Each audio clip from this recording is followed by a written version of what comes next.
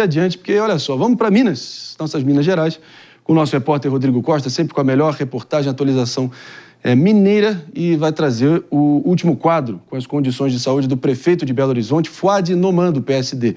O prefeito ficará afastado por 15 dias, pelo que tudo indica. Não é isso, Rodrigo? Bom dia, como é que você está? Bom dia, Marinho. A gente está acompanhando a situação, o quadro de saúde do prefeito de Belo Horizonte, Fouad Noman, do PSD, que apresentou melhora nas últimas horas. De acordo com o boletim médico divulgado na tarde deste domingo, houve uma evolução nas últimas 24 horas com normalização dos parâmetros hemodinâmicos e também melhora na respiração. Está sendo feita uma avaliação e testes para a retirada da ventilação mecânica. Fouad deu entrada na UTI na última sexta-feira com um quadro de insuficiência respiratória causada por uma pneumonia. Essa é a quarta internação dele desde o fim de novembro de 2024. O prefeito de Belo Horizonte se afastou do cargo por 15 dias. O vice-prefeito, jornalista Álvaro Damião, do União Brasil, assumiu a prefeitura de BH neste sábado. Na quarta-feira, dia 1º de janeiro, Fouad tomou posse do cargo de prefeito, para o qual foi reeleito, de forma remota. E durante a posse, ele já apresentou algumas dificuldades para falar durante o discurso. No dia 18 de dezembro, Fouad não compareceu à diplomação dos políticos eleitos em 2024. Em entrevista à imprensa, o vice Álvaro Damião informou que ele estava em casa se recuperando. Fouad Noman assumiu a prefeitura de BH logo após a renúncia de Alexandre Calil, que tentou ser governador de Minas Gerais. Acabou perdendo para Romeu Zema. Na sequência, Fouad tentou a reeleição, venceu Bruno Engler, do PL, em segundo turno. Este, portanto, é o quadro que nós temos, as atualizações a respeito do estado de saúde do prefeito Fouad de Belo Horizonte. Inspira todos os cuidados a situação do próximo prefeito da nossa querida Belo Horizonte. Te agradece muito pelas atualizações, Rodrigo Costa.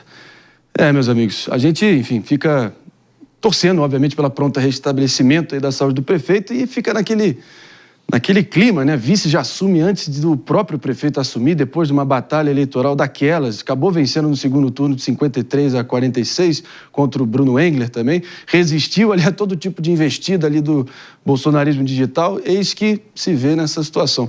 Vocês lembram de algum caso parecido, recente? Lembro de um perfeito aqui, a eleição de Goiânia, prefeitura.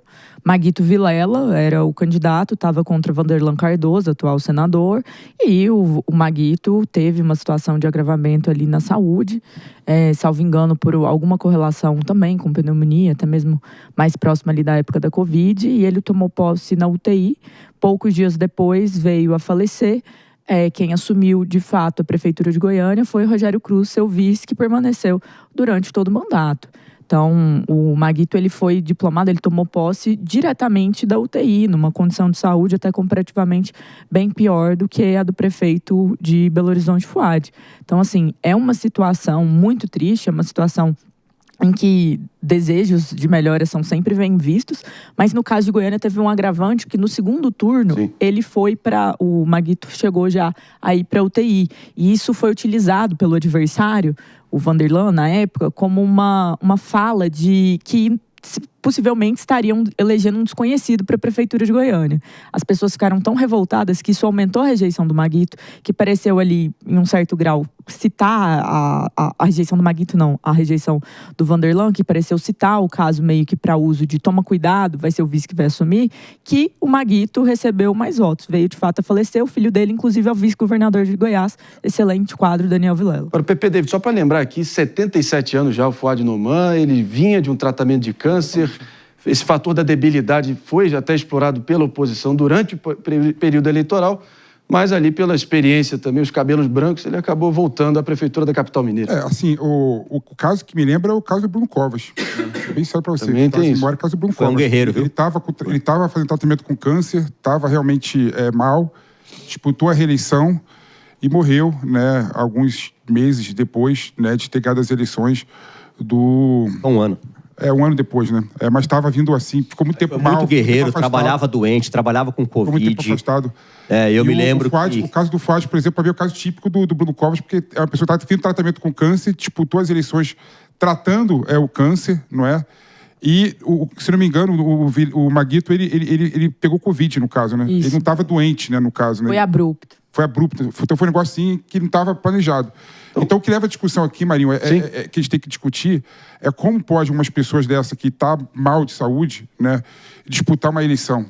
Né? Por que não é bom sair da política, se afastar e tratar de forma decente e dignamente a doença, não é? Então, infelizmente, morre de depressão, espero que o Fouad saia dessa, né? É um político com P maiúsculo, né? Mudou a cara de Belo Horizonte, com as eleições do Bruno Engler, que foi uma eleição difícil, né? Que agravou a saúde dele por conta disso também, essa eleição difícil. E eu espero que ele recupere, mas a gente tem que começar a discutir uma questão séria na política, que é a questão da saúde. Agora, uma frase errada, como a Jazz bem falou, é capaz de decidir uma eleição. Teve um vaqueiro em Cordeiros, na Bahia. Ele foi candidato de última hora, nunca tinha sido político, candidato a prefeito de Cordeiros. E ele cuidava dos animais. E o opositor dele falou assim, quem cuida de animal não consegue cuidar de gente. E aí ele caiu na rejeição por falar isso. O que aconteceu? O Devanir, o vaqueiro, ganhou as eleições e hoje é prefeito de Cordeiros. Quer dizer, uma pessoa que na época não tinha experiência nenhuma política. Aí vai o seu opositor com vasta experiência, já estava na máquina há muitos anos, fala uma besteira dessa, cai em rejeição e o vaqueiro leva a prefeitura de Uma coisa que a política me ensinou é jamais duvidar do impossível, porque às vezes ele é o mais provável de acontecer. Fala muito da Bom Dia Cavalo, tá aí o exemplo. Mas uma coisa também que a gente muitas vezes não observa é quem que é o vice, né? Muitas pessoas nem sabem, na maioria dos casos, quem que é o vice daquele candidato. Então a pessoa vai lá, se candidata nas eleições e nem conhece o vice. Por isso que é importante também a gente olhar a história do vice. Claro que a gente torce pela recuperação do Fouad, mas a gente tem que começar a observar esse aspecto também. Se Deus quiser, a vida do próximo prefeito aí de BH vai ser poupada. Naturalmente que esses momentos assim evocam essas imagens. A gente lembra de Tancredo Neves, para citar o exemplo mais supremo, talvez, né? O próprio Nestor Kirchner era o favorito à eleição na Argentina ali em 2011, acabou falecendo em 2010, franco favorito para a eleição. Enfim, não será o caso, se Deus quiser, mas é natural que essas imagens sejam lembradas, não é isso, Jess? Não, perfeito. E eu acho que essa memória do David em relação ao vice, ela é carente no Brasil. Por quê? Não é só em caso de saúde, não é só esses casos o que o vice assume. Existem vários outros casos ligados a um possível vice tomar poder. E as pessoas, no Brasil, elas têm dificuldade de entender o que é uma chapa. E que no executivo brasileiro nós temos chapas. Então o vice, ele é parte integrante do seu voto. Eu sempre brinco que eu tenho alguns amigos que eles, numa situação de eleição passada mediante o impeachment, eles falaram, mas nós não elegemos isso. Não, espera lá. Tava a fotinha? Não tava? Na hora que você digitou o número e apertou, confirma, tava a foto. Então você elegeu. As pessoas que votaram no Fouad, votaram no vice dele. As pessoas que votaram no Maguito, votaram no vice dele. As pessoas que votaram no Covas, votaram no vice dele. E esse é o sistema pra gente não precisar ficar realizando eleição. Vale lembrar que lá atrás no Brasil, a eleição de vice, eleição de prefeitos, presidentes, ela era uma eleição descasada. Então você elegia um presidente, você elegia um vice. Isso explica algumas chapas mirabolantes como Jânio e Jango.